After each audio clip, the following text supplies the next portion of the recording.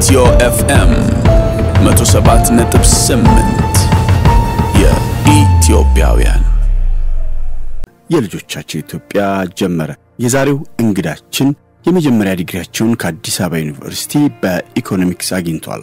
ማስተርሳቸውን ደግሞ በኢኮኖሚክስ አናሊሲስ ከዩኒቨርሲቲ ኦፍ ኖቲንግሃም ከዩናይትድ ኪንግደም አግኝቷል። ዶክትሬታቸውንም ፐብሊክ ፖሊሲ አናሊሲስ በሚል ጥናት ላይ ከሀገረ አሜሪካ አግኝቷል። በፈረንጆቹ እስከ 2024 ድረስ እዛው በጆርጅ ታውን ሰርተዋል። ከዛ በፊት ግን በንግድና ኢንዱስትሪ ሚኒስቴር ለበርካታ ዓመታት በውጭ ጉዳይ ሚኒስቴር እስከ ዳይሬክተርነት በመድረስ ሰርተዋል። በሶስት ሀገራትም ኮመርሻል አታሼ በመሆን እናት ሀገራቸው ኢትዮጵያን አገልግለዋል። በቶኪዮ ጃፓን፣ ዱባይ ወይም ዩናይትድ አረብ ኤሚሬት እና ካርቱም ሱዳን ላይ የዛሬው እንግዳችን ናቸው። ስለ ልጆቻችን ኢትዮጵያ ብለው ጊዜያቸውን ስለሰጡን ከልብ እናመሰግናለን። ዶክተር ተስፋዬ ደሳለኝ አብረውናሉ። አብራችሁን ቆዩ። ዶክተር ተስፉ ደሳለኝ ከረጅም ጊዜ በኋላ ከብዙ ቀጠሮ በኋላ ከአሜሪካ መጥተው የልጆቻችን ኢትዮጵያ እንግዳ ሆነዋል። ስለተሳካልን ተሳክቶልን ስለተገናኘን በጣም ደስ ብሎኛል። በጣም አመሰግናለሁ። እኔም አመሰግናለሁ። እንግዲህ ያው ፕሮግራማችን ሁሌም የተለመደ የሰሞንኛ ጉዳዮች አሉት። አንተ ከአሜሪካ ነው የመጣው። እንግዲህ ሀገረ ኢትዮጵያንም በደንብ ታውቃታለህ። እስከ ፕሬዚደንት ትራምፕ ፖሊሲ ልጀምርልህ እስኪ። የዓለም ኢኮኖሚ ምን አይነት መልክ ይኖረው ይሆን ከትራምፕ በኋላ? እንደው በትንበያ መልክ ይሄንን ብናነሳው። አመሰግናለሁ ቢኒያም። እኔ ከአሜሪካ አይደለም የመጣሁት። ብዙውን ጊዜ ኢትዮጵያ ስለማሳለፍ ኢትዮጵያ ብዙ የፕሮፌሽናል እድሜን ያሳለፍኩት እዚህ ስለሆነ ኢትዮጵያ ነው ምኖረው የሚል እሳቤ ያለኝ። የትራምፕ ፕሬዚደንት ትራምፕን ፖሊሲ በተመለከተ ትልቅ ሽፍት በአሜሪካ እየመጣ ነው የሚሉ ሰዎች አሉና ይሄም ለምንድን ነው? አንደኛ አሜሪካ በኒዮ ሊበራሊዝም ቀዳሚ ሀገር በግሎባላይዜሽን ሂደት ውስጥ ከፍተኛ ሚና የምትጫወት በዓለም የማርኬት ፕሪንሲፕል የሚመራ ሀገር ቀዳሚ ሀገር ነች። ስለዚህ ፕሬዚደንት ትራምፕ አሁን ወደ ስልጣን ከመጡ ጀምሮ በፊትም በ4 ዓመታቸው ይሄንን ኮምፕሊትሊ የሚያፋልስ አቋም ይዘው የመጡ ናቸው። ትሬድን በተመለከተ ፕሮቴክሽኒስት የሚባለው ፕሪንሲፕል ወይ ፖሊሲ ነው የሚያራምዱት። ፕሮቴክሽን ጥበቃ ማለት ፕሮቴክሽኒዝም የሎካል ኢንዱስትሪውን መደገፍ አለብኝ፣ ኢምፖርት መቀነስ አለበት የሚባል ድሮ በመርካንቲሊዝም የሚፈረጅ ፍልስፍና የሚያራምዱ ናቸው። በዚህ መሰረት አሁን ሰምታችሁ ከሆነ የመጀመሪያ የታሪፍ ጭማሪ የተደረገው በቻይና በሜክሲኮና በካናዳ ነው። ሜክሲኮ ከቻይና ጋር ወደ $600 ቢሊዮን የትሬድ ቮሊዩም አለ። ግልጽ የሆነው የትሬድ ዴፊሲት አለ ከቻይና ጋር። ከትሬድ ዴፊሲት ማለት አሜሪካ ወደ ቻይና የምትልከው በጣም ያንሳል በ$300 ቢሊዮን። ይህ ፕሮቴክሽኒዝም ፍልስፍና ይሄ መጥበብ አለበት፣ ብዙ ኤክስፖርት ማድረግ አለብን፣ ተበዝብዘናል የሚል አስተሳሰብ ያራምዳሉ። በሁለተኛ ደረጃ ከካናዳ ኢኮኖሚ ጋር በጣም በከፍተኛ የተቆራኘ ኢኮኖሚ ነው። ወደ 1 ትሪሊዮን የሚሆን የንግድ ቮሊዩም አለበት በአሜሪካና በካናዳ። ይሄም መቀነስ አለበት። አገን ትሬድ ዴፊሲት አለው ከካናዳ ጋር የንግድ ጉድለት የምንለው። ከሜክሲኮም ጋር $900 ቢሊዮን ኢንቨስትመንት ማነው የትሬድ ቮሊዩም አለው። እነዚህ የንግድ መጠኖች በአሜሪካ ኩባንያዎች አማካይነት የተቀናጁ ናቸው። አብዛኞቹ የአሜሪካ ካምፓኒዎች በእነዚህ ሀገራት ኢንቨስት ያደርጋሉ። እነሱ ናቸው ኢምፖርት የሚያደርጉት። ታሪፍ በመጨመር ይሄ መቀነስ አለበት፣ የሎካል ኢንዱስትሪው መበረታታት አለበት፣ ሁሉም ዕቃ እዚህ መሰራት አለበት የሚል አስተሳሰብ ከግሎባላይዜሽን አስተሳሰብ ጋር የሚቃረን ነው። ቀደም እንዳልኩት ኒዮ ሊበራሊዝም የሚባለው ፍልስፍና ላለፉት 50-60 ዓመት በተለይ በታቸርና በሬገን ጊዜ ከፍተኛ ካረንሲ ያገኘ አስተሳሰብ ነውና ዓለም በዚህ ቅኝት ውስጥ ነው የሚሄደው ማለት ይቻላል። በዚህ መሰረት ግሎባላይዜሽን በጣም የዓለም ኢኮኖሚዎችን አቆራኝቶ እየሄደ ያለ ነው። ሩልስ ኦፍ ዘ ጌም የዚህ ግሎባላይዜሽን ሩልስ ኦፍ ዘ ጌም የጨዋታው ህግ መቀየር አለብኝ ነው የሚሉት ፕሬዚደንት ትራምፕ። ይሄ ደግሞ በአንድ ጊዜ የሚሆን አይደለም። የዓለም ኢኮኖሚ በሊበራል ትሬድ ወይም በነፃ ንግድ የተቃኘ ነው። ወርልድ ትሬድ ኦርጋናይዜሽን አለ። ብዙ ሀገራት ሜምበር የሆኑ ነው። ኢትዮጵያም አሁን ድርድር ውስጥ ነች። በእነዚህ ምክንያት የዓለም ኦርደሩን የሚያናጋ አስተሳሰብ ይዘው መጥተዋል። እርዳታን በተመለከተ እርዳታ ቀንሳለሁ የሚል አስተሳሰብ ነው። ዩኤስኤድን ዘግተዋል። በሌሎች በወርልድ ሄልዝ ኦርጋናይዜሽን በኔቶ በግሎባል ኢንስቲትዩሽንስ ውስጥ ያለ አሜሪካ ያላት አቋም በጣም ተቀዛቅዟል ተለሳልሷል ይሄም ሜክ አሜሪካ ግሬት አጌን ሜጋ የሚባለውን እንትን ያስታከከ ነው ስለዚህ ዓለም ወደፊት የትሬድ ዋር ያስተናግዳል ተብሎ ይገመታል የንግድ ጦርነት ማለት ነው ሌሎቹም ታሪፍ ጨምረዋል እየጨመሩ ነው ቻይናም ጨምራለች ያ ካናዳና ሜክሲኮ ለጊዜው ጋብ ብሏል ጦርነቱ ይሄ ትሬድ ዋር ወደ ሌላውም ክፍለ ሀገራት ወደ ሌላ አህጉራት ሚዛመድ ከሆነ ድሮ ከ1940 በፊት በግሬት ዲፕሬሽን የነበረውን የንግድ ይሄ ከለሎ የኢኮኖሚ እንትን ወደ ማረግ እንሄዳለን የሚል ይሄ አወዛጋቢ ነው ነፃ ንግድ ለእድገት ለልማት ይበጃል የሚለው አሉ ይሄ በኤቪደንስም የተደገፈ ነው አንዳንዶቹ ደግሞ አንታይ ኒዮ ሊበራል አቋም ያላቸው ሰዎች አሉ ብዝበዛ ነው ዓለም አቀፍ ንግድ የሚለው አሉ ዞሮ ግን በኤቪደንሱ የሚታየው የነፃ ንግድ ቴክኖሎጂ ሽግግር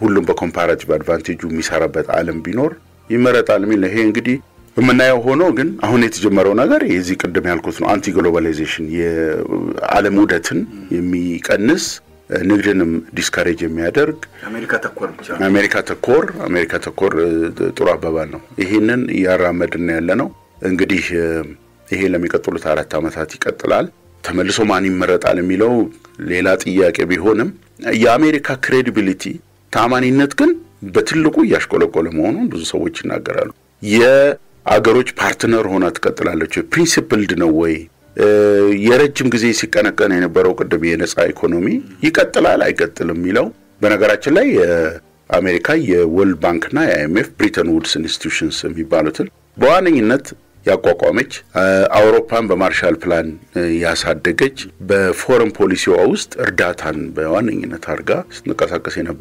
የነበረች ቀዳሚ ሀገር ነችና ይሄ ሁሉ ፕሪንሲፕል ዛሬ ጥያቄ ውስጥ ገብቷል ማለት ነው የሁሉም ምንጭ ግን እነሱ ናቸው የግሎባላይዜሽን ምንጭ መልሶ ደግሞ የዚህ አሜሪካ ተኮር ምንጭ ያው የሚጠቀሙትም የሚጎዱትም እነሱ ናቸው አሁን በሁለተኛው ዓለም ጦርነት በኋላ እነሱ እየተከተሉ ያሉት የነበረው ፖሊሲ አሁን ደግሞ ትራምፕ የሚከተለው ፖሊሲ እንዴት ነው ከዚህ ሁሉ ዘመን ጋር ሊጋጭ የቻለው ምናልባት አዲስ ነገር እይታ ኖሮት ይሆን ሊያሳምን ይሞክር የሱ ለምሳሌ የሱን ሐሳብ የሚያቀነቅኑ አሉ አዎ ምንድነው እንግዲህ ሁሉ ጊዜ በአንድ ሐሳብ ውስጥ ሁለት ዳይኮቶሚ ወይ የተለያዩ ሐሳቦች አሉ ግሎባላይዜሽንን በጣም የሚቃወሙ ብዝበዛ ነው ምናምን የሚሉ ሰዎች የሚያወራሙት ሐሳብ አለ እነ ትራምፕ ፕሬዚዳንት ትራምፕ አሜሪካን መልሰን ግሬት እናረጋለን ይሄ በነገራችን ላይ ከኢሚግራንት አሳሰብ ቦርደርን ከመዝጋት የሚመነጭ ነው አሜሪካ በጣም ሀብታም ሀገር ነች እየተበዘበዘች ነው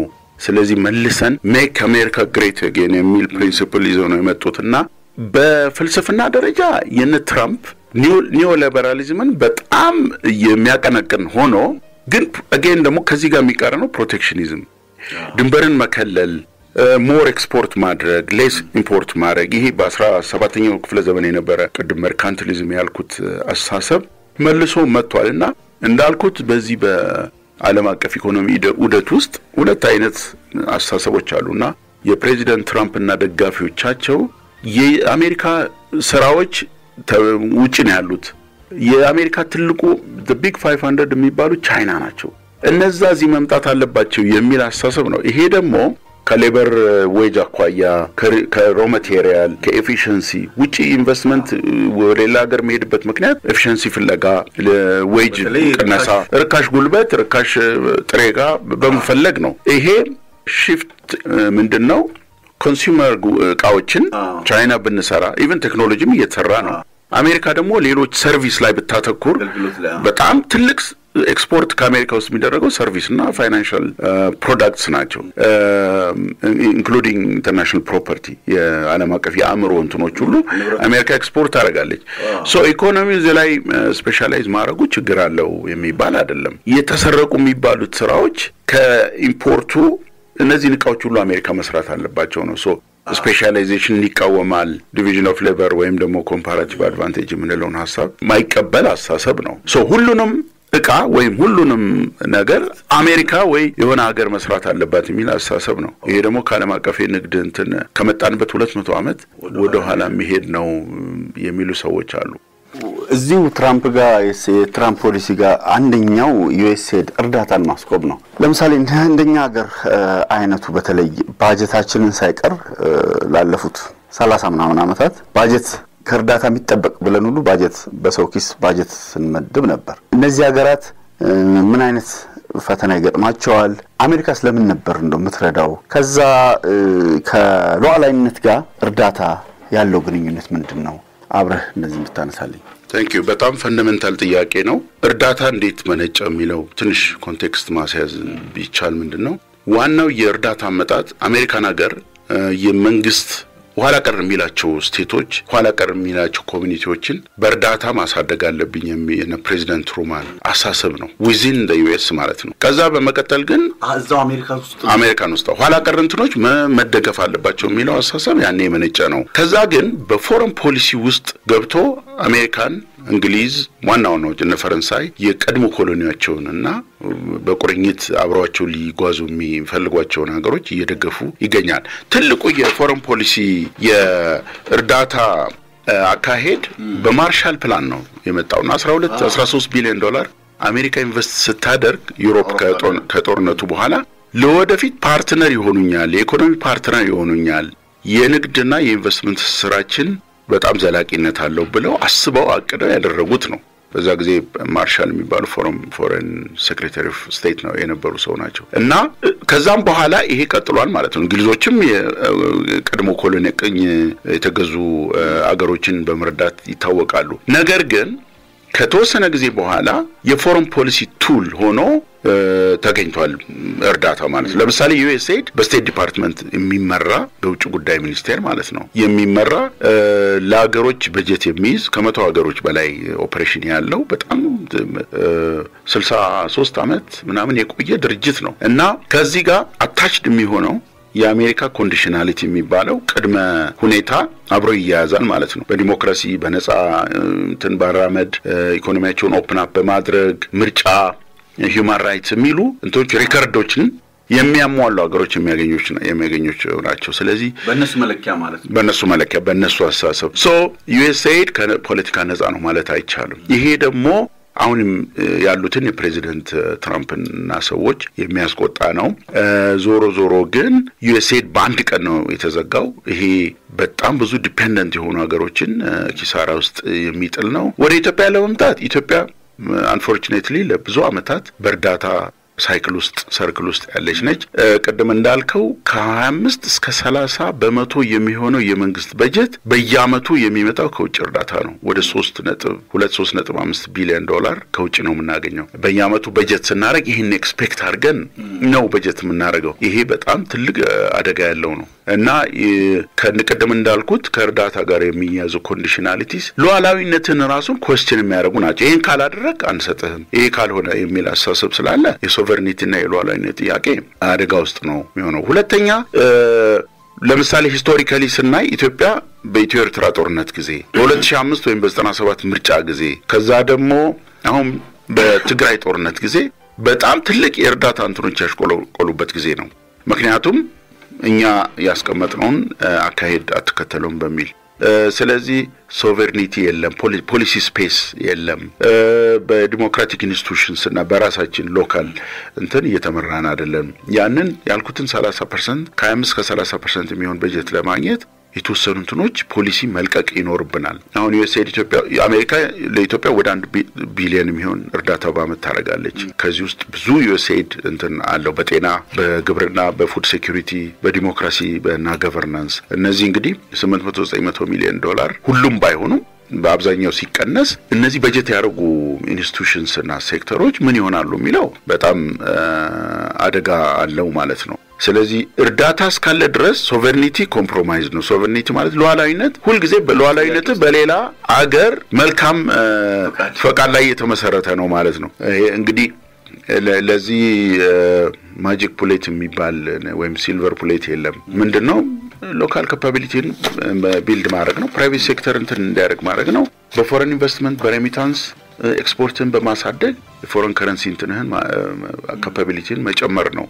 ዞሮ ዲፔንደንሲ በአለም ላይ ትልቅ በሽታ ሆኖ እየቀጠለ ነው። ብዙ ሀገሮች ሌሎች ሀገሮች ላይ ዲፔንድ ያደርጋሉ እነ ናይጄሪያ ሳውዝ አፍሪካ አሁን ኦልሞስት 0 ነው ማለት ይቻላል ኢትዮጵያ ከአፍሪካ ቀዳሚ ሀገር ነች በእርዳታ ሶ ሞር እርዳታ ማለት ሞር ሶቨርኒቲ ኮምፕሮማይዝድ ነው ማለት ነው ምንም ሉዓላዊነትን ታጣለህ የሚል አስተሳሰብ አለ እንግዲህ ይሄንን ነው ማለት ይቻላል ወደ ኋላ ትንሽ ባይለስላሴ ጊዜ በደርግ ጊዜ የዚህ አይነት ሉዓላዊነታችንን አሳልፈን የሰጠንበት ያን ያለው ሉዓላዊነትን አሳልፈ በእርዳታ መስጠት ከሆነ አሁን ምንድነው አድቫንቴጁ ወይም ጥቅሙ ምንድነው እርዳታው ቢቀር የዚህ አንዳንዴ ፈተናም ጥሩ ነው ይባላል አይደል የዚህ እድል ምን አይነት አንደኛ ሉዓላዊነታችን ትልቅ ነገር ይዞልን ይመጣል ሁለተኛ የራሳችን ሳንወድ በግዳችን የራሳችንን አቅም እንዴት ልንጠቀም እንችላለን ጥሩ እድል ሲይዙ አይመጣም ወይ በተቃራኒው ካየነው እንግዲህ ቻሌንጆች ብዙ ጊዜ ኦፖርቹኒቲ ይዘው ይመጣሉ ተብሎ ይታሰባል ግን ደግሞ በጣም ስትራቴጂክ በሆነ አመራር በሰከነ ሎካል ካፓቢሊቲን አሟጦ በሚጠቀም የኢትዮጵያ ህዝብ አስተሳሰቡ ከዲፔንደንሲ እንዲወጣ በማድረግ ፋይት በማድረግ በትምህርት ሴክተር በመንግስት አስተሳሰብ ውስጥ መስረጽ ያለበት ነገር ነው እኔ ከዚህ በፊት አንድ የሰማሁት ነገር የአንድ የስፖርት ኮሚሽን ስለ አመት እንትኑ ሲያስተዋውቅ አዲስ አበባ ካለው ኤምባሲዎች ገንዘብ አሰባስበን እንዲናደርጋለን የሚል ነገር ሰምቻለሁ ይሄ ማለት ሎካል ህዝቡ የስፖርትን አልደግፍም ወይ ደግሞ አላዋጣም ወይ ደግሞ ፈንድሬዝ አላረግም የሚል አይደለም ግን የዲፔንደንሲያችን መጠን ኢቭን በሁሉም ሴክተር እኛ እንግዲህ በጤና በትምህርት በኢንፍራስትራክቸር ወሳኝ በሆኑ ብንፈልግ ምንም አይደለም ስፖርት ላይ ግን ገንዘብ ከውጭ አሰባስባለሁ የሚል አፕሮች ሁሉ ስትሰማ ትንሽ እንትን አይደለም ከዚህ ዲፔንደንሲ ለማውጣት በአመት በሁለት አመት እንችላለን የሚል አስተሳሰብ የለኝም እንዳልኩት 1/3 የመንግስት በጀት የሚሸፈንበት መንገድ አወዛጋቢ ነው የሚሆነው የኢትዮጵያ የታክስ GDP ratio የሚባለው በዶሜስቲክሊ የምንሰበስበው ታክስ ከጂዲፒ ካጠቃላይ ምርቱ ስናየው ከ10 እስከ 12% ነው ከአፍሪካ በጣም ዝቅተኛ የሚባለው እንግዲህ የመንግስት በጀት የሚሸፈነው ከታክስ ነው አብዛኛው ሶ ይሄኛውን እንዴት እንጨምራለን የሚለው አሁንም መንግስት ያደረገ ያለው ቢሆንም አንደኛው ታክስ ቤዙን ማስፋት ኢንፎርማል ሴክተሩን ወደ ፎርማል እንዲገባ ኢንከሬጅ ማድረግ ቢሮክራሲውን መቀነስ ኤፊሺየንሲ መጨመር ኢንቨስትመንት ማበረታታት የሚሉ የኢትዮጵያ ኢኮኖሚ ትልቅ ፖቴንሻል እንዳለው ይታያል እና ፖለቲካል ዲሲዥን በሚደረግበት ጊዜ ይሄን ዲፔንደንሲ አመት ከአመት እየቀነስን ምንሄድበት አካሄድ መኖር አለበት በነገራችን ላይ እርዳታ successful የሆኑባቸው አገሮች ትንሽ ናቸው አንዷ ሳውዝ ኮሪያ ነች ሌሎች ከአፍሪካ እነ ቦትስዋና ሩዋንዳ ባንግላዴሽ ሰክሰስ ኬዝስ ናቸው በተለይ ሳውዝ ኮሪያ አሜሪካኖች በ60s እና 50s ከጦርነቱ በኋላ ሳውዝ ኮሪያን በጣም ብዙ ኤድ በመስጠት አሁን ያለችበት እንድትደርስ አድርገዋል ሁሉም አገሮች ግን ሰክሰስ ስቶሪስ አይደሉም አብዛኞቹ ዲፔንደንት ሆነው ነው ሳውዝ ኮሪያ አሁን የእርዳታ ሰጪ ነች በሳውዝ ኮሪያና ኢትዮጵያ በእድገት ተመጣጣኝ የነበሩ አገሮች ናቸው ያኔ አሁን ዲፈረንት ስቶሪ ኮሪያን ለማዳን ዘምተን ነበር ኖርዝ ኮሪያና ሳውዝ ኮሪያ በዩኤን እንትን ማለት ነው ሶ እርዳታ ያገኘ በሄድክ ቁጥር ሞር ቅድም እንዳልነው በጀትስ ያስገባ መሄድ ሳይሆን በየአመቱ ታርጌት ሴት ተደርጎ ከ25% 20 15 10 እያልን ካልሰራንበት ወዴትም አንደርስም ስትራቴጂክ ሊደርሺፕ ያስፈልገዋል ለሚል እንትን አለኝና ከዚህ በፊት በጣም ትልቁ የኤድ ዲፔንደንሲና የሶቨርኒቲ ኢሹ የተነሳው IMF እና ወርልድ ባንክ ባመጡት የስትራክቸራል አጀስትመንት ፕሮግራም 1990s እና 80s ብዙ ሀገሮች ሪፎርም አድርገዋል ኢትዮጵያን ጨምሮ ማለት ነው እነዚህ ሪፎርሞች በጣም መጥፎ ዲዛስተርስ የሚባሉ እንትን ውጤት ነው ያመጡትና ገንዘቡን ለማግኘት ሲባል ማርኬት ኢኮኖሚ መከተል ፕራይቬታይዜሽን ዲሬጉሌሽን ዲቫሉዌሽን የሚባሉ የማርኬት እንትኖችን በመከተል ከሎካል ኮንዲሽናቸው ወጥተው የና አሜሪካን ፍልስፍና በመከተል ብዙ ሀገሮች ቀውስ ውስጥ የገቡበት ጊዜ ነው ያኔ እንግዲህ እነዛን ብሮች እነዛን ፋንድስ በመፈለግ ፖሊሲ ስፒያሳቸውን ያጡበት ሁኔታ ነው ያለውና ይሄ ነገር አሁንም ተመልሶ እየመጣ ነውና ዞሮ ሶቨርኒቲ ኮምፕሮማይዝድ ነው ግን እንደቀደም እንዳልከው ቻሌንጁ እኔ አንዳንዴ ኦፖርቹኒቲ ይፈጥራል ስለዚህ ቆም ብሎ ዩኤስኤድ ዛሬ ሰርዟል እንዴት ነው ይሄን ኮምፐንሴት የምናደርገው ሜቢ ዳይቨርሲፋይ ማድረግ ኢን ዘ ሾርት ተርም ሊኖርበት ይችላል ኢን ዘ ሎንግ ተርም ግን ኢኮኖሚው ራሱን ካልቻለ ምንም አይነት መውጫ አለው የሚል አስተሳሰብ የለኝም እንደው ዝም ብለን ስሌት እናስላ ብንል ባለፉት 30 አመት በእርዳታ ያገኘነው ብር ተደምሮ አሁን 80% ምንለው አርብቶ አደርና አርሶ አደር ጋር ምን ፈጥሯል እንደዚህ አይነት ስሌት ምን ሰራስ ምንም ትላንት ቦረና ላይ ከነበረው ድርቅ እንኳን አላተረፈንም ይሄ ለአርብቶ አደሩና ለአርሶ አደሩ ዝናብ ነው ያለው ዝናብ ነው የሚደርስለት እርዳታ ደርሶለት አያውቅም እንደዚህ በዚህ 30 ዓመት ውስጥ ስሌት ከሰራንና ይሄ አርብቶ አደር ዛሬም ህይወቱ ያው ከሆነ አርሶ አደሩ ያው ከሆነ ምን ይሰራልናል ብለን መጠየቅ አንችልም ጥሩ ጥያቄ ነው በጣም ይሄ ደግሞ ወዴት ይወስደናል ኤድ ኢፌክቲቭ ነበር ወይ ኤድ ወይ መርዳታ ልማት ወይ ደግሞ እድገት አምጥቷል ወይ የሚለው እስካሁን ሴትል ያልተደረገ ዲቤት ነው ብዙ ሀገሮች ጥሩ ፖሊሲ ካላቸው ጥሩ ፖሊሲ ፓኬጅ ካላቸው የሚያሰራ ኢንስቲትዩሽንስ የሚያሰራ ኤንቫይሮንመንት ካለ ይሰራል ብለው ኤቪደንስ የሚያቀርቡ አሉ ስለዚህ ኮንዲሽናል ነው ማለት ነው አብዛኞቹ ቅድም እንዳልኩት ዲፔንደንሲን እንትን በማድረግ perpetuate በማድረግ በማስቀጠል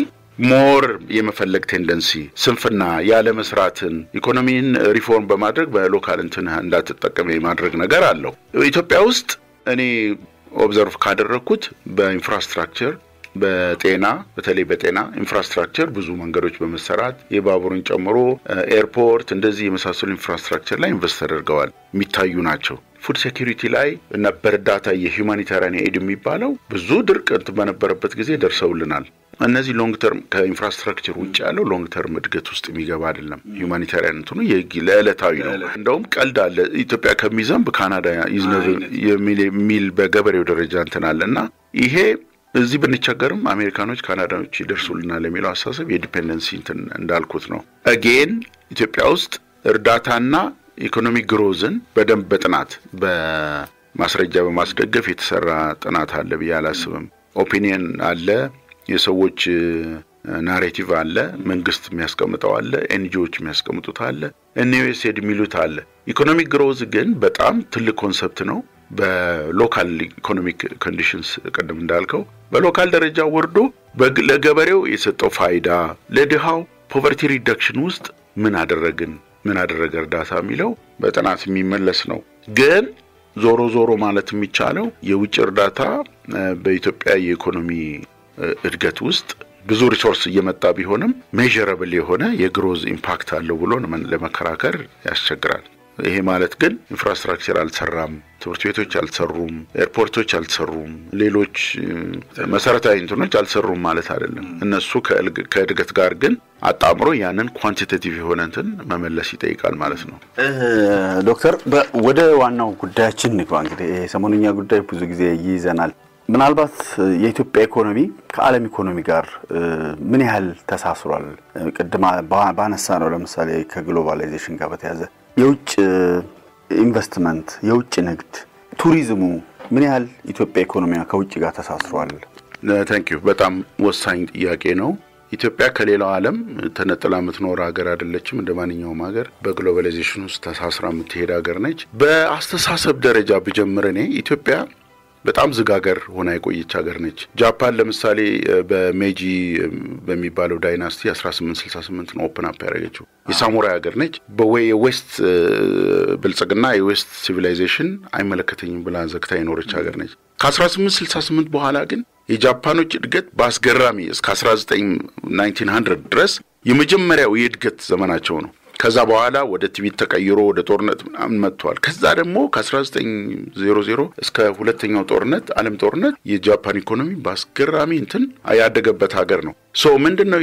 ይሄን ያነሳውት ኢትዮጵያና ጃፓን ተመሳሳይ ሂስቶሪካል እንትን አላቸው ዘመነ መሳፍንቱ የዝግ ሀገር ሆኖ ነው የቆየው ምናልባት በምኒልክ ኤራ ነው ብዙ ነገር ኦፕን አፕ የሆነው ብዙ ሴክተሮች ወደ ኢትዮጵያ የልማት እንቅስቃሴዎች የመጡትና ይሄ አመለካከት እኔ ቀጥሏል በያስባለሁ አንደኛ ኢትዮጵያ ትልቅ ሀገር ነች ኩራታችን ይበልጥብናል የኢትዮጵያን ሳይኪ መለውኔ ውብ ሀገር ነች ዓለምኛ ሊበዘብዘን ነው እንጂ ሊያሳድገን የተነሳ አይደለም የሉሲ ሀገር ነች የሰው መገኛ ነች የቡና መገኛ ነች ኮሎናይዝድ አይደለችም የሚለው አስተሳሰብ ዛሬም ድረስ አለ እነዚህ አይኖሩ ማለት አይደለም ግን ኢትዮጵያ ራሷን የቻለች ነች የሚል ብዙ አስተሳሰብ ብዙ የሚያራምድ ሰው አለ የበላይነት እንትን ኢቭን በአፍሪካም ኮንቴክስት ስናየው ትንሽ ልዩነት ላይ የማተኮር ነገር ታያለ ይሄ ሰልፍ አግራንዳይዝመንት ወይም ራስን ከፍ አድርጎ የማየት ነገር አደጋ እንዳለው እዚሁ ላይ ለመግለጽ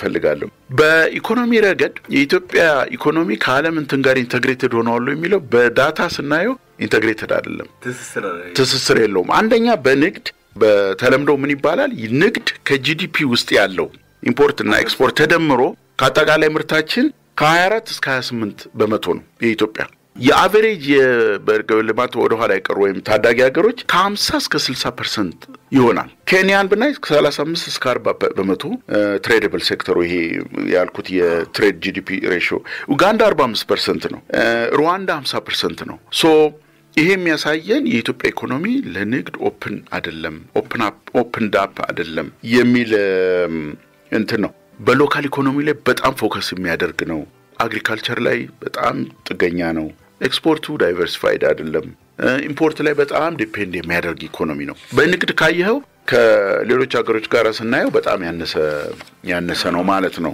ኢንቨስትመንትን ስናይ በጣም the lowest penetration የሚባለው ነው ከጂዲፒ ውስጥ ከ2 እስከ 2.5 በመቶ ነው foreign direct investment የሚባለው ሩዋንዳ 6 በመቶ ነው ኬንያ ወደ 3 በመቶ ኡጋንዳ 4.5 so again በforeign direct investment ማይን ካየነው በጣም እንትን ነው ማለት ነው ከአጠቃላይ ካፒታል ፎርሜሽን ይባላል ዶሜስቲክ ካፒታል ፎርሜሽን ውስጥ foreign direct investment 12 እስከ 15 በመቶ ነው የኢትዮጵያ የኬንያ 20 በመቶ ነው በአመት ኢንቨስት ከሚያደርጉት ውስጥ ማለት ነው ሩዋንዳ ከ25 እስከ 30 በመቶ ነው ኡጋንዳ ከ18 እስከ 22 በመቶ ነው የሳውዝ የሳብ ሳሃራ አፍሪካ የሚባለው ከሳሃራ በታች ያሉ ሀገሮች ከ19 እስከ 21 በመቶ ነው ከአጠቃላይ የካፒታል ፎርሜሽን ውስጥ የፎሬን ኢንቨስትመንት ያለው ድርሻ ማለት ነው ይሄም ኢትዮጵያ አሁን ፎሬን ዳይሬክት ኢንቨስትመንት እየጨመረ ቢሆንም በአጠቃላይ ስናየው በጣም ያነሰ ነው ማለት ነው ቱሪዝም በጣም ከአቅሙ በታች እየሰራ አንደር ዩቲላይዝድ ነው በቁጥር ለመናገር ኢትዮጵያ ከ2.5 እስከ 3.5% የሚሆን ብቻ ነው ቱሪዝም ሴክተሩ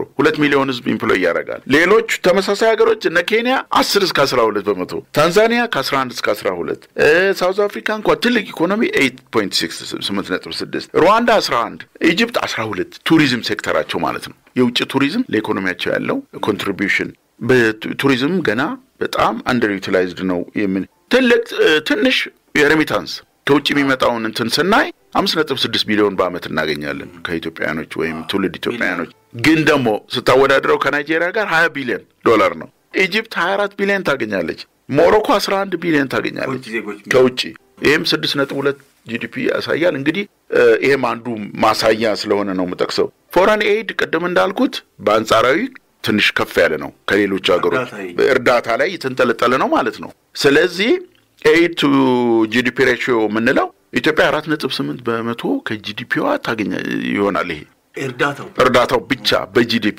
ኬንያ 2.5 ነው ዝቅተኛ ነው ማለት ነው ታንዛኒያ 3.9 ነው ናይጄሪያ እንዳልኩ ቅድም 0.3 so በኤድ ላይ ስካየው ኢኮኖሚው በጣም ከውጭ ላይ የተንጠለጠለ ሆኖ ይታያል ትንሽ ሬሚታንስ ይሻላል ሌሎቹ ግን በጣም ከሌሎች ተወዳዳሪ ሀገሮች ጋር ስናየው ካለም ኢኮኖሚ ጋር ኢንተግሬትድ ነው ብሎ ለመናገር አይቻልም again በቴክኖሎጂ አጠቃቀም በኢንተርናሽናል ቴክኖሎጂ አጠቃቀም the lowest የሚባል ነው ፓተንት ራይት በመጠቀም በመግዛት እዚህም ኢኖቬሽን በማመንጨት ምናምን ካለም ኢኮኖሚ ጋር ብዙ የተሳሰረ አይደለም ማለት ይቻላል የነዚህ አሁን የውጭ ኢንቨስትመንት ለምሳሌ የውጭ ኢንቨስትመንት ለመሳብ ቱሪዝም እነዚህ አይነት ነገሮች የነዚህ ተግዳሮቶች ምንድናቸው ለምንድነው ያቃተን ቱሪዝም በተለይ ምን ለመለስልህ ይችላል የሴኩሪቲ ጉዳይ ምናምን በየዙሪያው ያለው ግን የውጭ ኢንቨስትመንት ጋር እስኪ እንምጣ የውጭ ኢንቨስትመንት በንጉሱ ጊዜ በጣም ፕሮሚሲንግ ነበር እስከ 40 በመቶ የሚሆነው የማኑፋክቸሪንግ ኢንቨስትመንት የውጭ ኢንቨስትመንት ነበር እነ ጃፓን ነበሩ እነ ዳች ነበረ ህንድ አሜሪካ ያን መቀጠል እንችላለን በተለይ በ1960ዎቹ አካባቢ ማኑፋክቸሪንጉ ለውጭ ኦፕን አፕ ሆኖ ታክስ ሆሊዴ ተሰጥቶ ኢንከሬጅ ተደርጎ ፎሬን ኢንቨስትመንት እየገባ ነበር ደርግ ከመጣ በኋላ ዲስኢንቨስትመንት ነው ያለንን የበላንበት ነው 100 ድርጅቶች ተወርሰዋል የዛ ጊዜ ምንም ፎሬን ኢንቨስትመንት አልመጣም በደርግ ጊዜ በኢህአዴግ ጊዜ የመጀመሪያዎቹ 10 12 15 አመታት ከደርግ ብዙ የተሻለ አይደለም ከ2005 በፈረንጅ በኋላ በተለይ ከ2010 በኋላ ኢትዮጵያ ኢኮኖሚውን በደንብ ኦፕን አፕ ያደረገችበት ነው። ቀደም ያልኩት የስትራክቸራል አጀስትመንት ውጤቶች ሪፎርም በማድረግ በነገራችን ላይ ኢንቨስትመንት ኮድ የሚባል የውጭ ኢንቨስትመንት የሚመራበት ህግ ነው። ሁለተኛ ከለላ መስጠት ይኖርብሃል። በደርግ ጊዜ ናሽናላይዝድ የሆኑት ድርጅቶች ሂስትሪ ገና ሴትል ሳይደረግ ፎሬን ኢንቨስትመንት እንስባለን ብለን ከ1991 በፈረንጅ እስከ 2005 ምንም ነገር ሰክሰስፉል አልነበረም። በጣም ጥቂት ነው ዳያስፖራው ኢንቨስት ያደርግ ነበር። ኢንቨስትመንት ኮዱ በጣም የተሻሻለው በፈረንጅ ከ2005 በኋላ በተለይ ከ2010 በኋላ ነው። የከለላ የውጭ ኢንቨስትመንት ከለላ ህጉ ከዛ በኋላ ኢንቨስትመንት ሰርቪሲንግ የሚባል ነገር አለ። ፎሬን ኢንቨስተሩ ሲመጣ ዋን ስቶፕ ሾፕ የሚባል አለ። ኢንሴንቲቮች አሉ። ታክስ ሆሊዴይ ይሰጣል። ሌላው ትልቁ ማነቆ ኢንፍራስትራክቸር ነው። የፓወር፣ የመንገድ፣ የዩቲሊቲስ ምናምን እያልን እንቀጥላለን። የሥራ ባህል፣ የሰለጠነ የሰው ኃይል እነዚህ ሁሉ ኢትዮጵያ ውስጥ አልነበሩም። አሁን ተስፋ የሰጠው ከ2010 በኋላ በተከታታይ አመታት ከ3 እስከ 4 ቢሊዮን ዶላር ፎሬን ኢንቨስትመንት እየመጣ ነበር። ይሄ ግን ሁሉ አልጋ ባልጋ ነው ማለት አይደለም። ብዙ ውድቀቶች ነበሩብን። ብዙ የኦፐሬሽን ላይ የገቡ እንትኖች የዘጉበት ሁኔታ አለ። ዞሮ ኢትዮጵያ ትልቅ ፖፑሌሽን አቅም ያለው ህዝብ ነው። የመግዛት አቅሙ ሌላ ጉዳይ ቢሆንም 120 ሚሊዮን 130 ሚሊዮን ነው። ኢትዮጵያ በአብዛኛው የማርኬት አክሰስ ያላት ሀገር ነች። አሁን እስከ ቅርብ ጊዜ አጎዋ የሚባለው የአፍሪካ ግሮዝ ኦፖርቹኒቲስ አክት የሚለው የአሜሪካ መንግስት ለኢትዮጵያ የሰጠው ለኢትዮጵያ ብቻ ሳይሆን ለአፍሪካ የሰጠው እስከሚሰረዝ ድረስ ያለምንም ቀረጥ የኢትዮጵያ ምርቶች ይገቡ ነበር። ኤቭሪቲንግ በተርምስ የሚባለው የአውሮፓ አክሰስ አለ። ጂኤስፒ ይባላል። ሁሉም ያደጉ ሀገሮች ለኢትዮጵያ የማርኬት አክሰስ ሰጥተዋል። ይሄንን ኦፖርቹኒቲ ለመጠቀም ብዙ ኢንቨስትመንት እየመጣ ነበር። በቻሌንጅ ምናነሳው ግን ቢሮክራሲ፣ ከባድ ቢሮክራሲ አለ። የኢንቨስትመንት የመሬት አሰጣጥ ላይ ክልሎች ጋር ነው የምትሄደው። የኢትዮጵያ ኢንቨስትመንት ኤጀንሲ ቢኖርም በዋነኝነት ክልል ነው ሄደ የምትሰራው። አብዛኞቹ ኢንቨስትመንቶች ኦሮሚያ፣ መጀመሪያ አዲስ አበባ፣ ቀጥሎ ኦሮሚያ፣ ከዛ አማራ ሪጅን ነው ያሉት። ሌሎቹ ኋላ ቀር ቢሆኑም ብዙ ኢንቨስትመንት የለም። አሁን ኢንዱስትሪያል ፓርኮች ተቋቁመዋል። ወደ 16 ፌደራል የሚያስተዳድራቸው፣ ሌሎች የክልሎች አሉ፣ ፕራይቬት አሉ። እነዚህ ብዙ ነገሮች ፈተዋል ማለት ይቻላል። ነገር ግን አሁንም የኢነርጂ ጉዳይ፣ የቢሮክራሲ ጉዳይ፣ ፎረን ከረንሲ እጥረት ጉዳይ፣ የሮ ማቴሪያል ጉዳይ፣ የሰለጠነ ሰው ኃይል እና ዲሲፕሊን የሆነ ሰው ጉዳይ በጣም ብዙ በብዛት የሚነሳ ጉዳይ ነው። እነዚህ ቻሌንጆች እንግዲህ የሚቀጥሉ ናቸው ማለት ይቻላልና በአጠቃላይ ፒክቸሩን ለመስጠት እስካሁን ኢትዮጵያ ፎሬን ዳይሬክት ኢንቨስትመንት ስቶክ የሚባለው 32 ቢሊዮን ዶላር 31.6 ቢሊዮን ዶላር ኢንቨስትመንት አለ ኢትዮጵያ ውስጥ ሁሉም ተደምሮ ማለት ነው። ወደ 5122 ፕሮጀክቶች አሉ። ከዚህ ውስጥ አብዛኛው ቻይና ብዙ ነው። ወደ 1200 የሚሆኑ ቻይና ካምፓኒዎች አሉ ማኑፋክቸሪንግ እና ህንድ 489፣ ሱዳን እሱ ሌላ ጉዳይ ቢሆንም 339፣ ብሪቴን 310፣ ሳውዲ ያለን ተርኪም እንደዛው። በዚህ ውስጥ የዳያስፖራው ሮል ቀላል አይደለም። ኢትዮጵያ ዜግነት የቀየሩ ኢትዮጵያውያኖች በፎሬን ኢንቨስትመንት ስለሚመዘገቡ ማለት ነው። የማነቆቹ ሊስት ብዙ ነው። በጣም ቅድም መጠቃቀሻቸው አሉ። የቢሮክራሲ እንትና ሬጉሌሽን አንዱ ትልቅ ነው። ፎሬን ኤክስቼንጅ ኮንትሮል ሮ ማቴሪያል ስታመጣ ፎሬን ኤክስቼንጅ አስፈቅደህ ነው። ፎሬን ኤክስቼንጅ ኢትዮጵያ ውስጥ በጣም ችግር ነበር እስካሁንም ድረስ። የውጭ ምንዛሪ ፓወር ምንለው ኢነርጂ፣ ኤሌክትሪሲቲ ሰፕላይ፣ ሎጂስቲክስ ብዙ ጊዜ ሰው የሚረሳው ትራንስፖርት ብቻ ሳይሆን ሎጂስቲክስ የሚባለው የተሳለጠ ትራንዛክሽን ኮስትን የሚቀንስ ስርዓት ማለት ነው። የፓኬጂንግ በለው ፓኬጂንግ አሁን ለምሳሌ ፓኬጂንግ ኢትዮጵያ ውስጥ የለም። ማቀዝቀዣ እንትኖች ሊሆኑ ይችላሉ እና በጣም ፈጣን የሆነ የሎጂስቲክስ እንትን የለም። እዚሁ ላይ ለማንሳት ኤክስፖርት የሚደረጉ ዕቃዎች ሮ ማቴሪያላቸው ከውጭ ነው የሚመጣው። አሁን ኢንዱስትሪያል ፓርክም ስትሄድ ዳብል ታክሴሽን የሚባል አለ በኢኮኖሚክስ። አንደኛ ዕቃው ሲመጣ ረጅም ጊዜ ይወስዳል። ረጅም ጊዜ ወስዶ መጥቶ ፕሮሰስ ተደርጎ እንደገና ኤክስፖርት ሲደረግ በጣም ረጅም ጊዜ ይወስዳል። ኤክስፖርት ላይ የሚውለው እንትን ረጅም ጊዜና ትራንዛክሽን ኮስት አለው። ላንድ ሎክድ ሀገር መሆናችንንም መርሳት የለብንም። ኢንስቲቱሽናል ዊክነስ በጣም ብዙ ነው።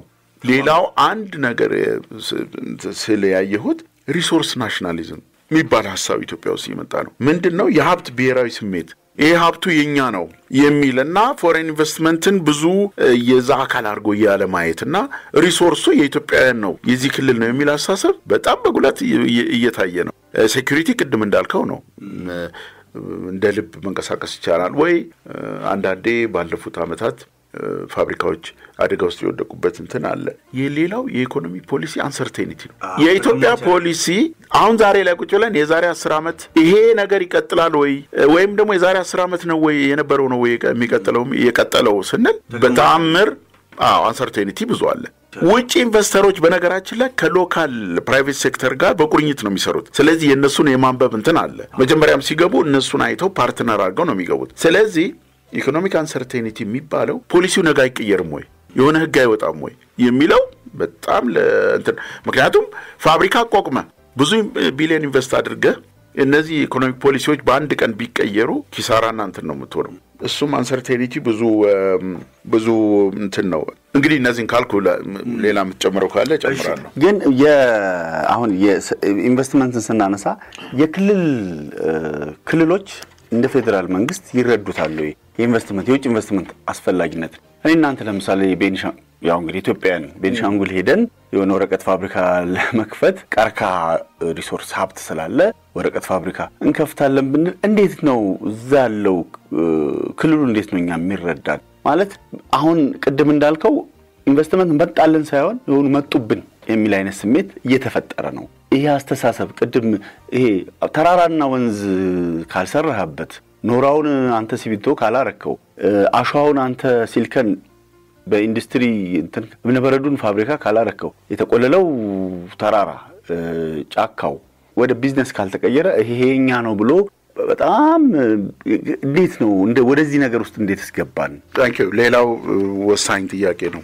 አንደኛ በኢትዮጵያ ኢንቨስትመንት ታሪክ ውስጥ በተለይ አሁን ከኢህአዴግ በኋላ ኢንቨስትመንት የመሳብ ስራ የፌደራል መንግስት ስራ ሆኖ ይታያል። ኢንቨስትመንት ኮድ ማውጣት፣ መሬት መስጠት ለኢንቨስተሮች መሬት ባንክ ያሉትን በመስጠት ኢንዱስትሪያል ፓርክ አሁን ከአብዛኛው የፌደራል መንግስት ነው። ፎሬን ኢንቨስትመንት ፕሮቴክሽን ኦፍ ፎሬን ኢንቨስትመንት የሚፈርመው ፌደራል መንግስት ነው።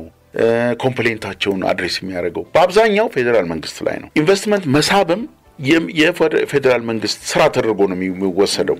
ስለዚህ ኢንቨስትመንት የመሳብን ፔይን አያውቁትም። እኔ በፌደራል መንግስት ውስጥ እንደዚህ ፎሬን ኢንቨስትመንት ፕሮሞሽን ላይ ብዙ ጊዜ ሰርቻለሁ።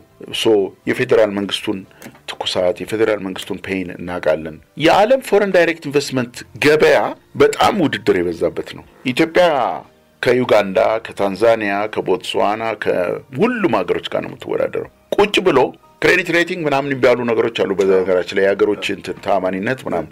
ኢትዮጵያ ከነዚህ ጋር ተወዳድራ በሆኑ ስሌቶች ነው ፊልተር የሚያደርገው ኢንቨስተሩ። ብዙ አማራጭ አለው እና ይሄንን ለመሳብ በጣም ብዙ ፔይን በጣም ብዙ ስራ ያስከፍላል። ተወዳዳሪ መሆን ይገባል። ኢንሴንቲቭ ይሰጣል የፌደራል መንግስት። እርግጥ ክልሎችም ታክስ ሆሊዴይ ምናምን እንዲሰጡ ኢንቨስትመንት ነው ያደርጋል። በአጠቃላይ የፌደራል ስራ ተደርጎ ነው የሚወሰደው። ፎሬን ኢንቨስትመንት በክልሎች ሳይኪ ውስጥ አለ ለማለት እኔ ፐርሰናሊ ይቸገራለሁ። በዚህ ምክንያት ተገቢው ድጋፍ አይሰጥም። አገልግሎት በጣም ቀደም እንዳልኩት ኤፊሽንት በሆነ መንገድ አገልግሎት እንትን አይልም። ሪሶርስ ናሽናሊዝም ያልነው ይሄ እኮ የክልላችን ሀብት ነው፣ ይሄ እኮ የክልላችን እንትን ነው የሚለው አስተሳሰብ በመንግስትም ሳይሆን በሰው ውስጥ እየሰረጸ ነው እና እነዚህ ሊበዘብዙን የመጡ ናቸው ነው እንጂ ኢምፕሎይመንት ፈጥረው ለሀገሪቱ ኤክስፖርት አድርገው መንግስት ታክስ ከፍለው ቴክኖሎጂ አምጥተው የሚለው አርጊመንት ክልሎቹ ጋር እንትን አለ። ቢያንስ የኢንቨስትመንት ኦፊሶቻቸው የውጭ ኢንቨስትመንት ዴስክ ስለመኖሩ ማላቀም ግን አግሬሲቭሊ እንደዚህ አይነት ኢንቨስትመንት ሰርቪስ ላይ የሚሰሩ እንትኖች የሉም።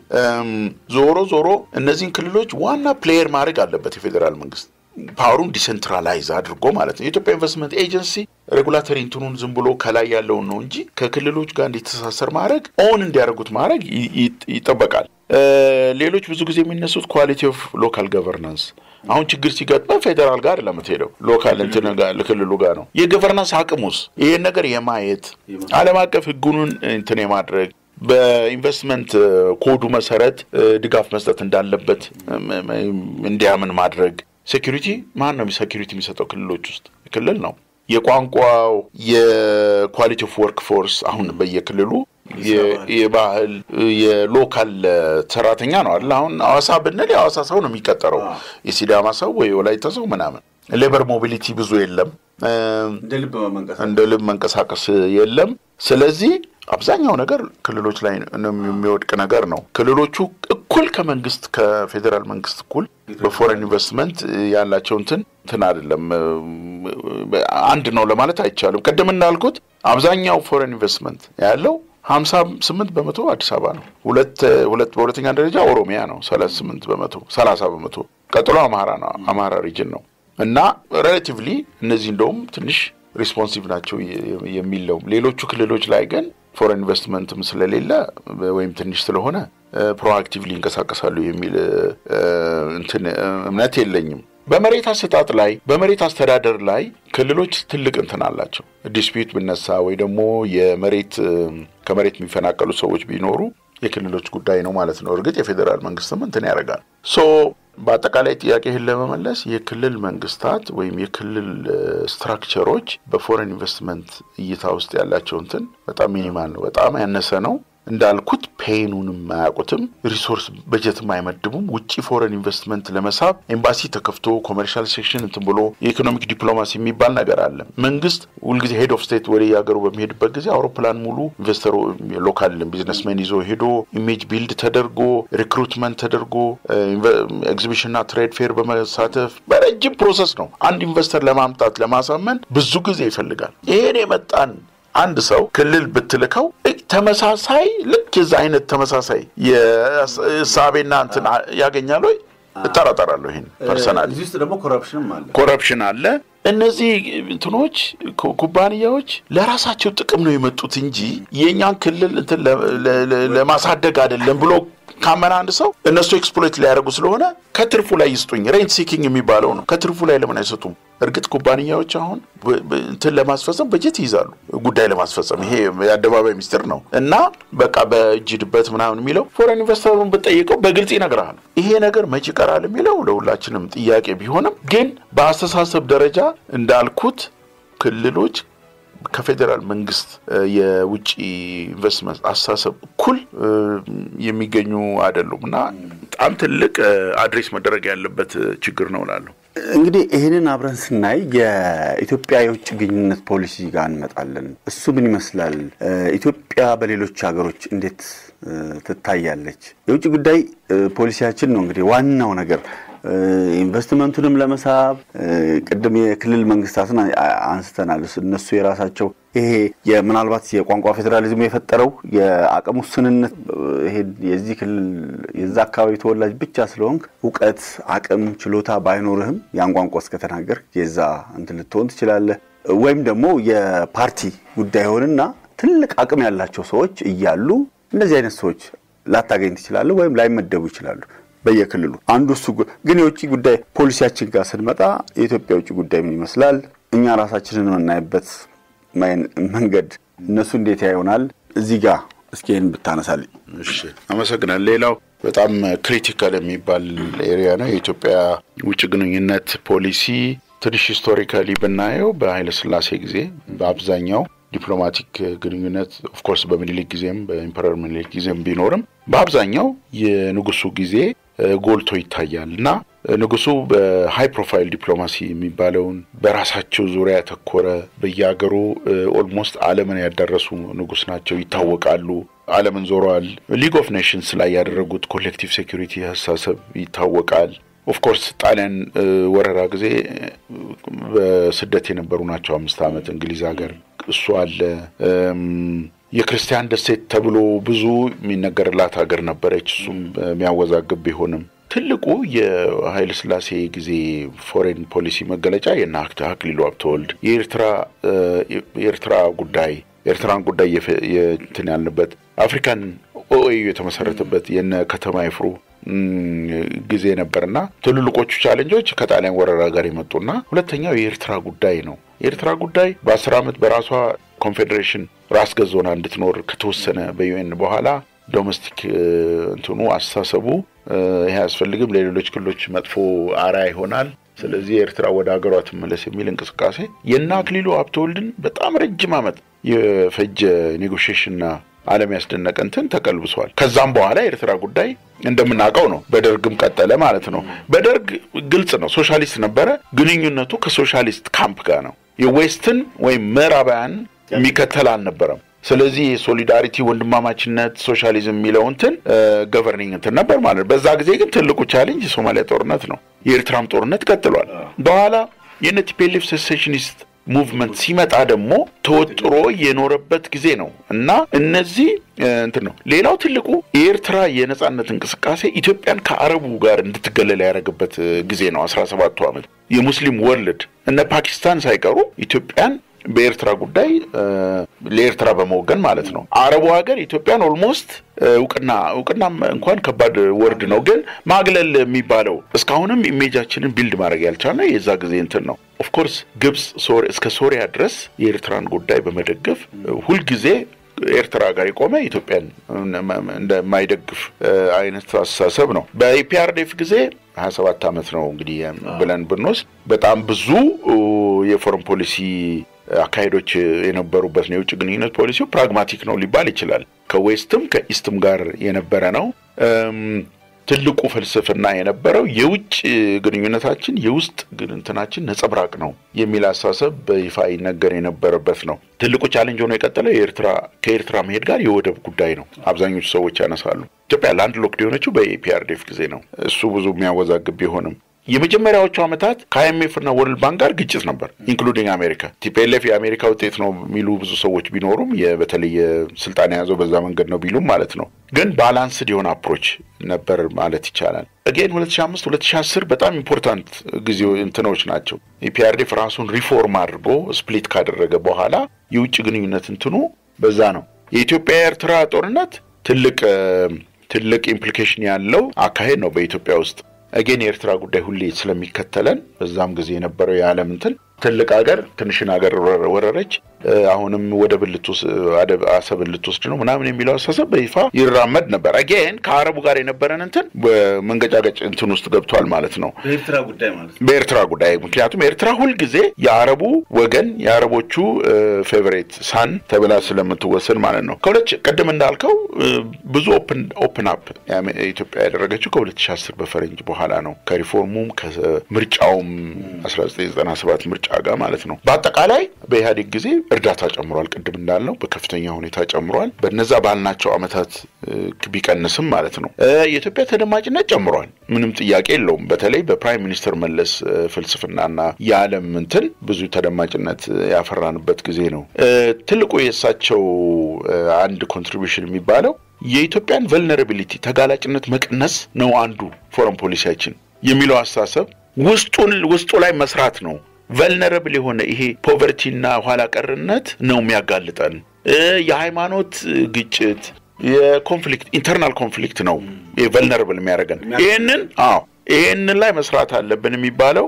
አንዱ እንትን ነው ሁለተኛው የኢትዮጵያ ኩራት ምንለው ይሄ ፕራይድ እና ሂዩሚሌሽን የሚለው ኮንሰፕት ኢትዮጵያ ሀገር ሆና በድሮ ፕራይድ ላይ ያለች ነች ናሽናል ሂዩሚሌሽን ያስፈልጋታል ተብሎ ብዙ ዲቤት ነበር ለምንድን ነው መታፍረው ይላል የተወሰነ ህዝብ የተወሰነው ኤሊት አብዛኛው ግን አሁን ያለንበት ከአድዋ ጦርነት ከድሮ ከሉሲ ታሪክ ከምናምን ከምንለው ጋር የሚሄድ አይደለም ስለዚህ ፎረን ፖሊሲያችን ዝቅ ብሎ ፍረትን ተቀብሎ መሄድ አለበት የሚለው የፕራይም ሚኒስተር መለስ አካሄድ ነው በዛ ጊዜ ኢትዮጵያ ከአሜሪካ ጋር ሶሊድ የሆነ ግንኙነት መስረታለች በተለይ እሳቸው በህይወት እንትን እስከሚሞቱ ድረስ ማለት ነው የጠነከረ በተለይ ካውንተር ቴሮሪዝም ላይ ሶማሊያን አልሸባብ ኮንቴይን በማድረግ ምናምን ትልቅ እንትን አላቸው አስተዋጽኦ አላቸው ኢትዮጵያ አገዋ ውስጥ continuously እንድትቀጥል አድርገዋል አገዋ ማለት የአፍሪካን ግሮዝ ኦፖርቹኒቲ ማርኬት አክሰሱ ገርድ የተጀመረው የኢትዮጵያ ታላቁ ህዳሴ ግድብ ወደ መጨረሻ ላይ ቢሆንም በዛ ጊዜ ነው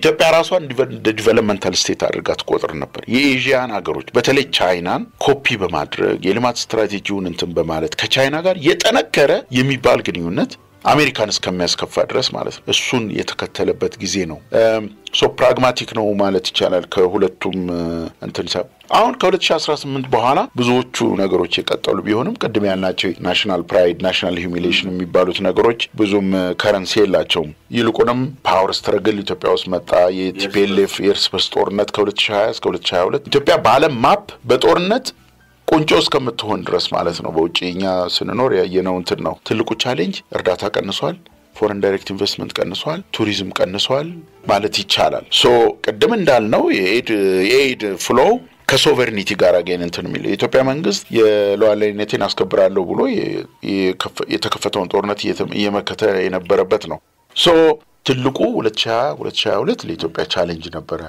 ማለት ይቻላል የታላቁ ህዳሴ ግድብ የሚያመጣው ፈተና ያየነው ነው በአለም ላይ በተለይ አረቦቹ ጋር ማለት ነው የኤርትራ ጉዳይ እንደገና ተመልሶ በተለይ መልኩ ምን አይበል ነው ምርቅ ተፈጥሮ ነበር ከዛ በኋላ ግንኙነቶቹ ይሻከሩ ይሄዱበት ነው ያለው አሁንም የተቋጭቷል በሎንግ ተርም እንትን የሚል እንትን የለም የወደብ ጉዳይ ሁሉ ጊዜ ኢትዮጵያ በየኤፒሶዱ የወደብ ጉዳይ ይነሳል የወደብ ጉዳይ አሁንም ኢትዮጵያ ተወሰነ መልኩ የኢትዮጵያ መንግስት ፍላጎቱን አንጸባርቋል ከሶማሊላንድ ጋር ኤምኦዩ ተፈራረመ በኋላ ደግሞ ከዋናው ሶማሊያ ጋር ድርድር ተደርጎ ያ ጉዳይ ሁሉ ጊዜ በኢትዮጵያ ህዝብ ውስጥና በኢትዮጵያ መንግስት እንትን ውስጥ የሚመላለስ ጥያቄ ነው በታምር 120-130 ሚሊዮን ህዝብ በጣም ኢኮኖሚክ እንትኑ እየሰፋ የሚሄድ ሀገር ኢኮኖሚክ ማስ የሚባለው እየሰፋ በሄደ ቁጥር ሁሉ ጊዜ በሌላ ሀገር ወደብና እንትን ላይ ሚላ አይደለም አሳሰቡ ሼር ማድረግ ነው ይሄ ቻሌንጅ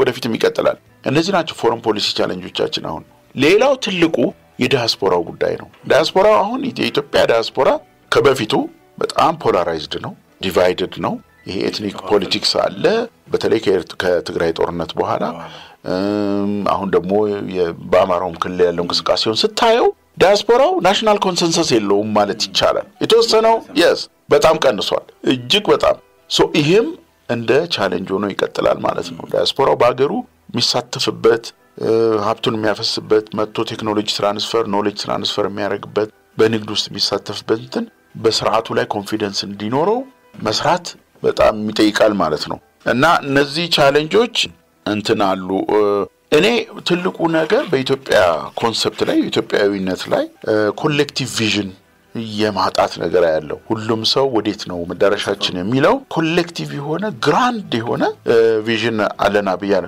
ኦፕቲሚዝም የለም ይሄ ተስፋ ማድረግ አይደለም በጣም ጨለምተኝነት በእንትኑ ተስፋ መቁረጥ ሶሻል ሚዲያ በነገራችን ላይ ትልቅ ፕሌየር ነው እና መጽኖ አለው መንግስትንም ሌላውንም ተጽኖ በመፍጠር በጣም ትልቅ ቻሌንጅ ሆኗልና ይሄ ማይንድ ሴት አለን በያላምንም የኮሌክቲቭ እንትን ሴኩሪቲው ፕራይቬት ሴክተሩ ከመንግስት ጋር ከሌላውም እንትን ጋር ተሳስሮ ኢትዮጵያ እዚህ ትደርሳለች የሚለው እንትን በጣም የተሸረሸረ ይመስለኛል ፐርሰናሊ እና ፎረን ፖሊሲ ላይ ትልቅ ቻሌንጅ አለው በተለይ ዲያስፖራው ለማለት ነው አንዳንድ ተስፋዎች አሉ ብሪክስ ኢትዮጵያ ገብታለች እንደዚህ እሱ የትልቅ እውቅና ነው የሚሉ ሰዎች አሉ ብሪክስ ፕላስ that's fine ግን ደግሞ እዛ ጋር ባላንስ ማድረግ የሚጠይቅ ነው የዌስቱ ዓለም ብሪክስ ተገዳዳሪ ሆኖ እየቀረበ ነው ዝም ብሎ የግሩፕስ ኦፍ ካንትሪስ ነው እንጂ ዓለም አቀፍ ኢኮኖሚ ስሪቱን የሚቆጣጠሩት ዌስት ናቸው እነ ቻይና እነ ራሺያ ብሪክስ ራሱ በውስጡ ብዙ የራሱ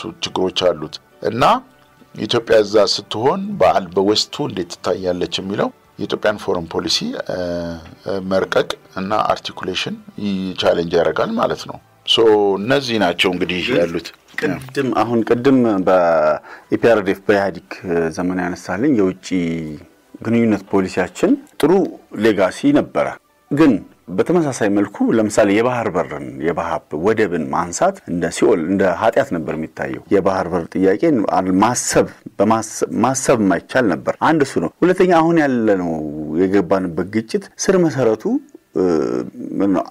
አሳደገ ኮትኩተ እዚህ ጋር ያደረሰው ያ ስርዓት አይደለም ወይ እነዚህ ሁለቱ ጥያቄዎች ትልቅ ለኢትዮጵያ ትልቅ ፈተና የሆነው አሁን የወደብ ጥያቄ የኤርትራን ኢህአዴግ ነው የኤርትራን ጉዳይ ዘግቶ እዚህ ጋር የመጣው የወደብን ጉዳይ ዘግቶ ሁለተኛው በቋንቋ ፌደራሊዝም በተዛቡ ትርክቶች ያደጉ ወጣቶች ካሉበት አካባቢ ውጪ ሌላ ሀገር ያለ እስኪመስላቸው ድረስ እኔ ተወለድኩበት አካባቢ በቃ የኔና የኔ ሌላ ኢትዮጵያ የምትባል ትልቋን ሀገር የመርሳት አይነት ነገር እዚያ ዙሪት ውስጥ የገባንበት መንገድ ዋናው መሰረቱ እሱ አይደለም ወይ ሁለት ነገሮች እንዴት ሊጋጩ ይችላሉ የውጭ ጉዳይ ፖሊሲያችን ጋር እንደዚህ እንሰራለን ዋናው የባህር በራችን ጋር የባህር በር እንዳናስብ ማለት ትውልዱ እንዳያስብ የጋራ ቪዥን እንዳይኖረን አሁን ቅድም ያለት ነው ትልቅ ሀገር አለን ኢትዮጵያ የምትባል ምናልባት አውሮፓ ውስጥ 3 ሀገሮች ተደምረው ኢትዮጵያ የምትባል ሀገርን ላያክሉም ይችላሉ እና 120 ሚሊዮን ህዝብ አለን ይሁሉ ህዝብ ጤናማ ትርክት ቢኖርበት ጤናማ የርስ በርስ ግንኙነት ዜጎች የፈለጉበት ሄደው መስራት ነፃነት ቢኖራቸው አሁን የደረስንበት ስር መሰረቱም በተቃራኒ የተተከለበት አይደለም ወይ? በጣም ከባድ ጥያቄዎች ናቸው እነዚህ። አንደኛ በወደቡን ጀምር ኢትዮጵያ ሂስቶሪካሊ እንግዲህ ካየን ኢትዮጵያ የሚባለው አገር አሁን ከነበረችው በጣም ትበልጥ ነበር ኤርትራን ጨምሮ እስከ የመን ድረስ ማለት ነው። እሱ እንዳለን ይታወቃል። ኮሎኒያሊዝም ያበጣብን ጣጣ ነው። በርሊን ኮንፈረንስ ጣሊያን ሁሉ ጊዜ ኢትዮጵያን ስትወጋ የኢትዮጵያ ጠላቶች የመጡት በሙሉ በሜዲተራኒያን በቀይ ባህር ነው። እንግዲህ ያ ቅድም ያልኩት የዘመነ መሳፍንት ይሄ ተዘግቶ የመኖር አስተሳሰብ ከዛም ጊዜ ነው። የወደብን አስፈላጊነት ብዙ ግምት አለመስጠት ኢኮኖሚው ኦፕንድ አፕ ስላልሆነ ከወደብ ጋራ በዛ ጊዜ የነበረው አስተሳሰብ ለወደብ ብዙ እንትን ያለ መስጠት ነው ብዬ አስባለሁ። ግን እስከ በደርግም እስከ የተወሰነ የፒአርዲኤፍ በነበረም ጊዜ አሰብና ማሰዋ ቢሄዱም እንኳን ኢትዮጵያ ምን ተጠቀምበት እንትን ነበር። ትልቁ ስህተት ማንም የሚለው ኤርትራ ከኢትዮጵያ በመተገነጠልበት ጊዜ የኡቅና የሰጠው የማዘርላንድ የሚባለው ዋናው ሀገር አሁን ያለውን ባውንደሪ ተከትሎ ነው። ሌሎች ሀገሮች ኡቅና እንዲሰጣቸው ዓለም ላይ እንትን ሲሉ የማዘርላንድ ወይ ዋናው ሀገር ካልሰጠ በጣም ውዝግብ አለ። አሁን ለምሳሌ ሶማሊላንድን ማየት ይቻላል። እስከዛሬ ማንም ኡቅና አንድ ሀገር ስታት ምናምን የሚል ውዝግብ ነው። ኤርትራን እንዳለ ኡቅና የሰጣት የኢትዮጵያ የኢፒአርዲኤፍ መንግስት ነው። በዛ ጊዜ ድሉ ነበር። ኢቭን አሜሪካኖቹ በሚያደረዱበት ጊዜ ኢትዮጵያ ያለ ወደብ እንዴት ትቀጥላለች ሲባል የወቅቱ የኛ አስተዳደር ስለ ወደብ ምንም ግምት እንደማይሰጠው ነው እንትን ያለው። በዛ ጊዜ የወደብን እንትን መደራደር እንደሚቻል ሰዎች የህግ ሰዎች ፖለቲካል ሳይንስ ሰዎች ይናገራሉ። አትሊስት ኢትዮጵያ የባህር እንትን ኮሪዶር እንዲሰጣት የግድ አሰብን መሆን ላይሆን ይችላል ወይ ማሳዋ ላይሆን ይችላል። ያ ሁሉ ትልቅ ስንት ሺህ ኪሎ ሜትር እንትን ለኤርትራ ባውንድ እንትን ወደብ ሲሆን ኢትዮጵያ ሂስቶሪካሊ እንግዲህ ያችን 50-60 ዓመት እየተቀሱ ነው አለ ኤርትራኖች እንትን የሚሉ ግን አብሮ የመኖር አብሮ የማደግ አብሮ የመበልጸግ የወንድማማችነት እንትን ከዛም በኋላ አልታየም። ዋናው ትልቁ ጥፋት የዛ ጊዜ መንግስት ነው። ያ እድል አምልጧል። ኤርትራ ነፃ ወጣለች ከነ ቴሪቶሪዋ ማለት ነው። ነገር ግን የኢትዮጵያ ህዝብ አሁንም ያለው በጣም ዳይናሚክ ዩዝ ግሩፑ ሁልጊዜ የሚያነሳው ኢትዮጵያ ባህር የተከበበች አገር again ሶማሊያን ስታየው በሁለት በኩል እንትን አለው ትልቅ ሺህ ኪሎ ሜትሮች። ይሄ ነገር የታይም ቦምብ ነው እንጂ አንድ ቀን አይቀርም። አሁንም አድሚኒስትሬሽን እያየነው ህዝቡ ያነሳል፣ ኤሊቱ ያነሳል፣ መምጣቱ አይቀርም። ታሪካዊ ስህተት ሰርተናል። ያን ታሪካዊ ስህተት እንዴት ነው የምናደርገው? ዓለም አቀፍ ኔጎሺዬሽን፣ ዓለም አቀፍ መረዳዳት፣ ኢትዮጵያ እንደሚባለው ሰጥታ በመቀበል ፕሪንሲፕል ተመልሰን ወደብ እናገኛለን የሚል ተስፋ ነው ያለኝ እንጂ ወደብ አልባ ሀገሮች እንደሚባለው ከወደብ ካላቸው ሀገሮች የኢኮኖሚ እድገታቸው በጣም ያነሰ ነው። ትሬዳቸው በሌላ ሰው እውቅና በሌላ ሰው እንትን ላይ መልካም ፈቃድ ላይ የተመሰረተ ነው። ፎሬን ኢንቨስትመንት ወደብ ይጠይቃል። ትራንዛክሽን ኮስት ነው። ኢትስ ኦል አባውት እንትን ሎጂስቲክስ ኢንሴኪዩር። አሁን ጅቡቲ ገብቶ ሲወጣ የኢትዮጵያ እንትን ልክ የኢትዮጵያን ቴሪቶሪ ከወጣ ጅቡቲ ውስጥ ያለው ሁኔታ የሚወስነው ነው ማለት ነው። ኢንሴኪዩሪቲ ያለው ብዙ ጥያቄዎች ማንሳት ይቻላል። ስለዚህ ወደብ በጣም ክሪቲካል ነው። ኢትዮጵያ ወደፊት ተስፋ የምናደርገው ከዚህ ሁሉ እንትን ውስጥ ትወጣለች ብለን ተስፋ እናደርጋለን።